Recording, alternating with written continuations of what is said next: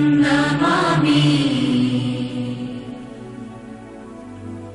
धम्मं नमामि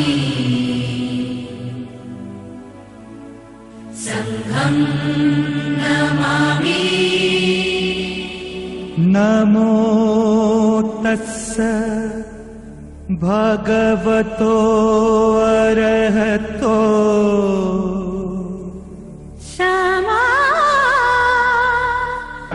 बुद्धं शरणं गच्छामि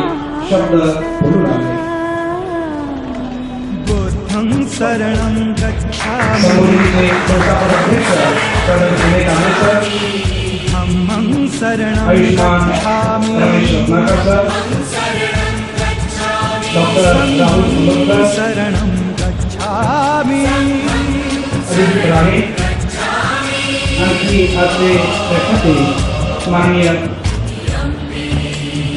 बुद्धं शरणं गच्छामि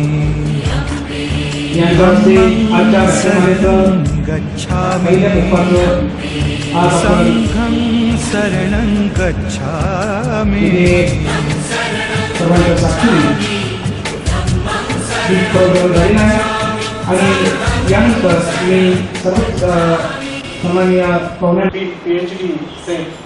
PhD करता त्यांनी ICSSR न्यू दिल्लीची फेलोशिप घेतली आहे। सरांना धम्मक्रांतीची फलश्रुती राष्ट्रवादी डॉक्टर बाबासाहेब आंबेडकर, जागतिकीकरण भारतासमोरील आव्हाने, सध्या caste discrimination in modern India volume number 1 and 2 edit Cambridge UK हे प्रकाशनाच्या वाटेवरती आहे। विद्यापीठ अनुदान आयोगामार्फत सरांचं संशोधन सुरू आहे। ICCSR नवी दिल्ली यांच्या आर्थिक सहकार्यानं interaction patterns of SC elites in Maharashtra with special reference to Mumbai, Pune and Nagpur cities यावरती सरांचं संशोधन सुरू आहे। सर राज्यस्तरावरती कार्यरत असणाऱ्या मराठी समाजशास्त्र परिषदेचे अध्यक्ष असून समाजशास्त्र संशोधन पत्रिकेचे संपादक आहेत। 5 रिसर्च जर्नल्सवर सल्लागार समितीवरती सर काम करत आहेत। त्यांना लायन्स क्लब पुणे यांचा आदर्श शिक्षक पुरस्कार 2007 साली मिळालेला आहे। त्यानंतर डॉक्टर बाबासाहेब आंबेडकर राष्ट्रीय पुरस्कार 2011 साली मिळालेला आहे। आजपर्यंत कोल्हापूरमध्ये आपण सरांची अनेक व्याख्यानं ऐकलेली आहेत। अतिशय विद्वत्त प्रचूर असणारं त्यांचं वक्तव्य आणि ज्ञान याच्यातून आपल्याला खूप अशी माहिती मिळालेली आहे। पाहुण्यांच्या ओळखीनंतर संबोधनी संदर्भामध्ये मी 2 शब्दामध्ये आपल्याला थोडक्यात माहिती देणार आहे। आंबेडकरी चळवळ गेल्या 10 दशकामध्ये आपण जर बघितलं तर अतिशय गतिरुद्ध झालेली आपल्याला दिसून येते।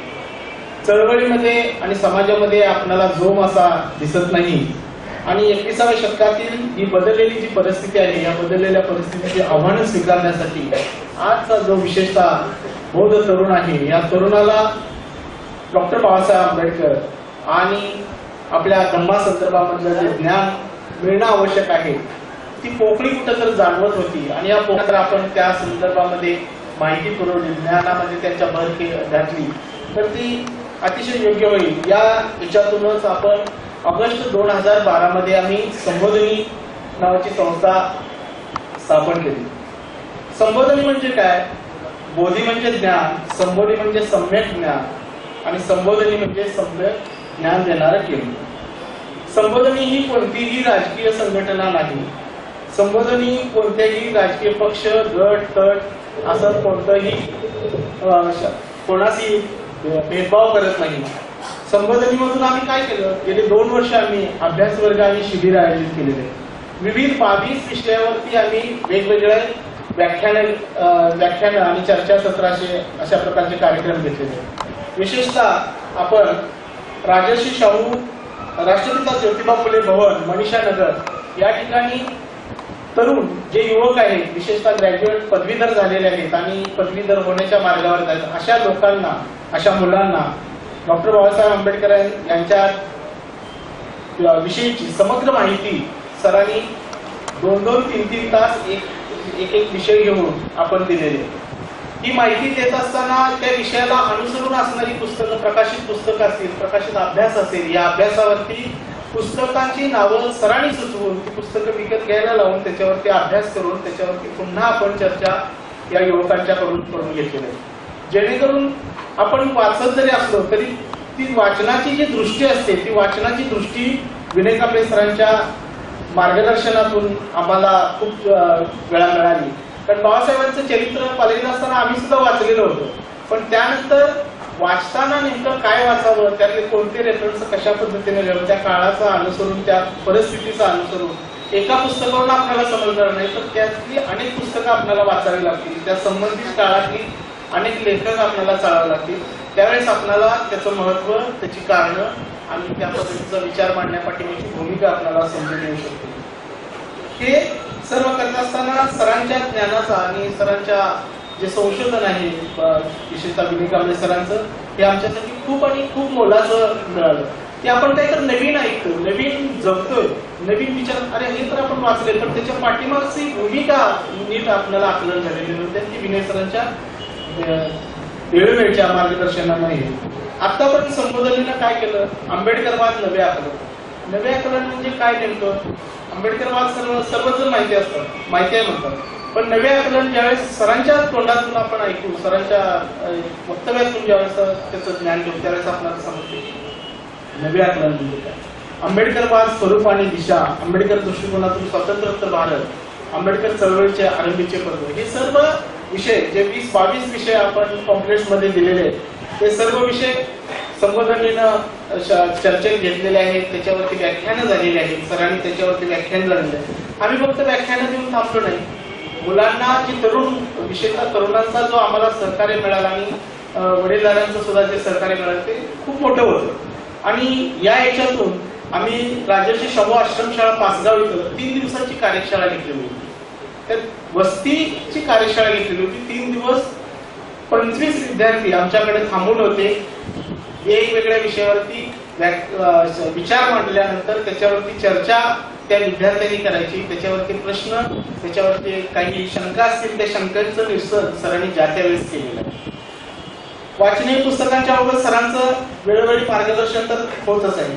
आता ही संबोधनी नेमकी कशा याच्यातून चालू झाली, तर हळूमध्ये एक राष्ट्रीय कार्यशाळाचा लोकशाळा म्हणून चालते. त्या लोकशाळेमध्ये काय होतं, सगळे नोकरदार असतील, अशिक्षित असतील, सुशिक्षित असतील, ही लोक राष्ट्रीय लोकशाळेमध्ये सहभाग घेतात. ती फुकट नाही, पैसे भरून त्या कार्यशाळेमध्ये लोक सहभागी होतात. हा सहभाग कशासाठी असतो, आपण ग्रॅज्युएट झालं की आपल्याला वाटतं की आपण खूप ज्ञानी झालो, आपल्याला सगळं काही कळालं. नोकरी लागली की पुन्हा आपण त्या विषयाकडं किंवा सामाजिक याच्या संदर्भामध्ये कुणाला जर आपण देणगी दिली, कुठल्या तर जयंतीला मदत केली किंवा 1-2 ठिकाणी बाबासाहेबांच्यावरती व्याख्यान दिली की आपलं कार्य संपलं, असं पद्धतीचं होतं. पण आता तरुण हा थांबवलेला आहे, त्याला विचार बाबासाहेबांचे विचार समजून सांगणारं कोणतरी पाहिजे. आणि ते आजच्या युगाला अनुसरून, सध्याच्या परिस्थितीला अनुसरून असणं अत्यंत आवश्यक आहे. त्या हॉलंडमधल्या स्कूलमध्ये आदर्श आणि जबाबदार नागरिक बनण्यासाठी म्हणून वर्षातून एकदा नागरिक त्याच्यामध्ये शाळेमध्ये त्या हक्काची त्यांना रजा दिली जाते आणि त्या कार्यशाळेमध्ये ते सहभागी होतात. तशाच धर्तीवरती सरांचं एक नियोजन होतं की आपण ही बाबासाहेबांचा विचार, बाबासाहेबांचा आजच्या घडीला असणारे, आजच्या विचाराला अनुसरून, युगाला अनुसरून जे विचार असतील ते विचार लोकांच्यापर्यंत पोहोचावे, हा मुख्य उद्देश आहे. आणि याच्यासाठी म्हणून आम्ही अशाच पद्धतीनं संबोधनीचं एक बुलेटिन मासिक चालवायचा आमचा पुढे प्रस्ताव आहे. त्यानंतर आम्ही ग्रंथालय सुरू करणार आहोत, संबोधनीची वेबसाईट सुरू करणार आहोत, स्कूल ऑफ आंबेडकरी थॉट्स सुरू करणं हा एक आमचा मुख्य उद्देश आहे. 20 वर्षांवरील विद्यार्थी, विद्यार्थिनी आणि प्रौढ स्त्री पुरुष यांच्यासाठी हा नियमित प्रशिक्षण वर्ग सुरू राहणार आहे. प्रत्येक वर्षी आंबेडकरी स्त्री पुरुषांसाठी 5 दिवसांचं प्रशिक्षण घ्यायचं असं संबोधनीनं ठरवलेलं आहे. शिक्षण, प्रशिक्षण आणि विकास यासाठी तरुणांना प्रेरित करणं हा संबोधनीचा मुख्य उद्देश असून ही व्याख्या आता जी आपण बाबासाहेब आंबेडकर यांच्यावरती व्याख्यानमाला घेत आहोत ही आपण दरवर्षी घेणार आहोत. संबोधनीचं कार्य आणि संबोधनीचं हे जे काम आहे हे समाजातल्या विशेषतः नोकरदार मंडळी आहे यांच्या देणगीतून, यांच्या सहकार्यातूनच सुरू आहे. संबोधनीच्या या माध्यमातून आपणाला तरुणांना व्यावसायिक स्वरूपाकडे आणि व्यावसायिक दृष्टिकोनही देणं गरजेचं असल्यामुळं आपण त्या दृष्टीनेही आपला आराखडा तयार आहे.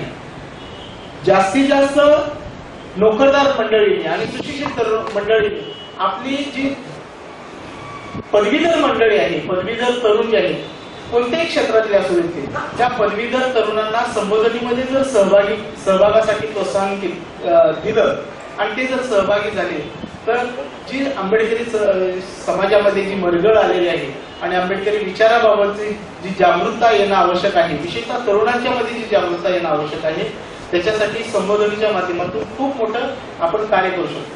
मला इथं नम्रपणे सांगावंसं वाटतं की आम्ही कोणत्याही राजकीय पक्षाला, आपल्या असतील किंवा अन्य कोणी असतील, आमच्या याच्यामध्ये डॉक्टर्स आहेत, इंजिनियर्स आहेत, वकील आहेत, अगदी IT क्षेत्रामध्ये सुद्धा मुलं आहेत, पण त्यांनी ज्यावेळेस सरांच्या तोंडातून तो विचार ऐकले त्यावेळेस त्यांनी सांगितले की आम्ही पुस्तक वाचली, पण जे त्याच्याकडं त्या विषयाकडे बघण्याचा दृष्टी आवश्यक होती ती दृष्टी खूप मोठी तुमच्या याच्यामुळे मिळाली आणि हेच काम आपण या माध्यमात करणार आहोत.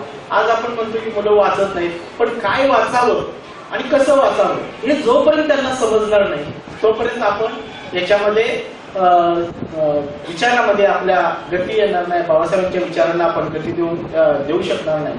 तर माझी संबोधनीच्या वतीनं पुन्हा एकदा आपल्याला विनंती आहे की आपल्या तरुण विद्यार्थ्यांना संबोधनीच्या या शिबिरांना सहभागी होण्यासाठी आपण प्रोत्साहन द्यावं आणि त्यांना सहभागी करण्यासाठी आपण पाठबळ द्यावं एवढी विनंती करतो. आणि या कार्यक्रमानिमित्त, या कार्यक्रमासाठी उपस्थित असणाऱ्या सर्वांचं मी स्वागत करतो. विशेषतः आजचे प्रमुख वक्ते डॉक्टर जगन कराडे आणि श्रोत्यामध्ये असणारे सर्व मान्यवर या सर्वांचं संबोधनाच्या वतीनं हार्दिक स्वागत करतो. आणि प्रमुख